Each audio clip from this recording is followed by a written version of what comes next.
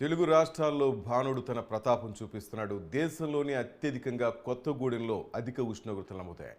8 జిల్లాల్లో దాదాపు 45 డిగ్రీల వరకు ఉష్ణోగ్రతలు నమోదవుతున్నాయి. మరో వారం పాటు ఎండల తీవ్రత కొనసాగనుంది. వచ్చే 5 రోజులు తెలంగాణలో తీవ్ర వడగాళ్లు వీచనున్నాయి. పలు జిల్లాల్లో రెడ్, ఆరెంజ్ అలర్ట్ జారీ చేశారు. ఆంధ్రప్రదేశ్లో కూడా ఎండల తీవ్రత అధికంగా ఉంది. పలు జిల్లాల్లో 43 డిగ్రీలు దాటింది ఉష్ణోగ్రత. ఎండల తీవ్రత, ఉక్కపోతతో జనం అల్లాడిపోతూ ఉన్నారు.